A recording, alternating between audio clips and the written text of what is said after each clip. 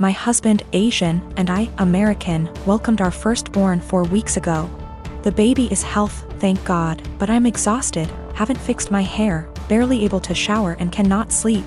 My husband's family had been pressuring us to visit to meet the baby. I tried to hold them off as much as I could, but yesterday, I was surprised to find them standing on the porch.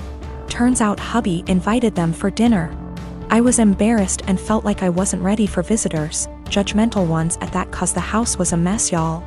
Anyways, my husband sat with them while I fed my son, then later I asked my husband if we should order takeout for dinner. He said no, because his parents would find this rude and unwelcoming. He suggested that I go inside the kitchen and prepare something, anything long as it's homemade. I said fine, then went and made some mac and cheese. The reason I prepared this meal is because of how easy it is. Once I served the family, my husband's mom looked at me and was appalled. I noticed something was wrong. She asked if I really found it appropriate to serve her and the family mac and cheese. I asked why not, and she went on a rant about how disrespectful this was and that I clearly have no experience in what is right and wrong when it comes to hosting. I said, excuse me? Who said I signed up to host an expected visit from them? And she took it as in I didn't want them there. Her husband said they were just there to finally see the baby that I kept them from seeing for an entire month. That's a whole month of his life they missed out on. We had an argument and they decided to go home. My husband said that deciding to serve his family mac and cheese was more offensive than serving them nothing at all. I told him I was too exhausted to cook their traditional feasts that I was forced to learn from his mom. He took offense and said that I was being mean and disrespectful towards not only his family but his culture. I went inside the bedroom to stay with my son. My husband stayed on the phone with his family for an hour, then kept giving me the cold shoulder, and refused to eat what I cook in support of his family. I understand how some guests might find it offensive, especially his family, but I was just trying to make a quick homemade meal like my husband wanted. I own a small condo in Orlando. I bought it while working for the Mouse, and my friend Ben lived there with me. Ben's a cook and is rarely home. He has a large room that is accessible from outside and attached bathroom that locks to the rest of the house. Well, I got a different job, got engaged to my partner, and moved a few hours away. We kept the condo as a place to stay when we visit the parks. And we agreed with Ben that he could continue living there as long as he paid all the utilities and maintained the place. Our friends use it too, they pay a bit for utilities, are told don't bother Ben, and clean before they leave. Between everyone who uses it, we've gotten stuff donated, so it's now a fully stocked vacation home.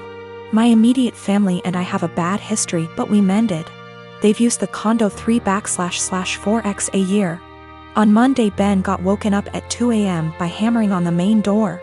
My aunt and uncle, their kids, and their grandkids were all there waiting to be let in.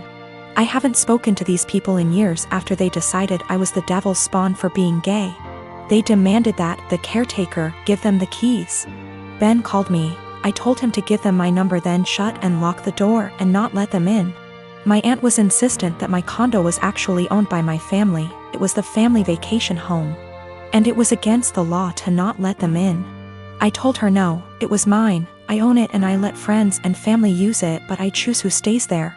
There was a lot of back and forth and some petty name calling. She said they were here for a week, where were they supposed to go, and I said I don't care. Meanwhile, my partner reported that Ben texted them saying my uncle was attempting to kick in the door. I said tell him to call the police. She hung up on me and Ben said they left. In the morning, I got a phone call from my mom trying to convince me to let them stay. We had an argument during which she admitted that she didn't tell people that I owned the property, because she didn't want the rest of our family to know they were in contact with me again. I told her if that's how she wants our relationship to be, then she's no longer welcome. I checked in with Ben and he's okay. Today my aunt sent several texts asking to stay at the house because they hadn't accounted having to pay for a hotel, and they had planned to just buy groceries and use the kitchen. I told her no. She said they were about to be out on the street with their luggage. She called me cruel and heartless and that I was ruining Disney for the kids. That made me hesitate, probably because I worked for the Mouse. I know that particular family line has very little money. Yet I find it hard to believe someone would plan a whole vacation without accounting extra funds for it. But the kids are really young. I'm so furious over the homophobia that it feels like a point of pride to deny them access. My dad married my stepmother 3 months ago, and I feel like it made my life significantly harder and less pleasant. They moved in with us, and for the indefinite future this situation will not change. We have a 3-bedroom house, and before they moved in, my dad and I had our rooms, both with bathrooms. And there was a smaller room which was a study for my dad. After they moved in, Jenny, 16, turning 17 next month, got my room. And I had to share the smaller room with 11-year-old Tom and 10-year-old Mike. All my books, my telescope, my stuff are packed and in the basement now since there's no space anymore. This made me real angry, but my dad told me that I have to be a team player, and this is what him and his wife agreed on. Jenny treats me like shit. She sometimes acts as if I'm not there at all, and sometimes is super aggressive and hostile towards me. The other I asked Tom to stop going through my things, and she became so angry that I have no right to order her brother around. She told me to get it in my thick skull that I'm not their big brother to tell them what to do, even though all I asked was for them to stop going through my things. She said it's best if I don't talk to them at all, since that way they will get less influence from a weirdo like me. What I don't get is that if she's so concerned that I might leave a bad influence on Tom and Mike, why doesn't she take them into her room? Tom and Mike don't respect any boundaries. They're always through my stuff.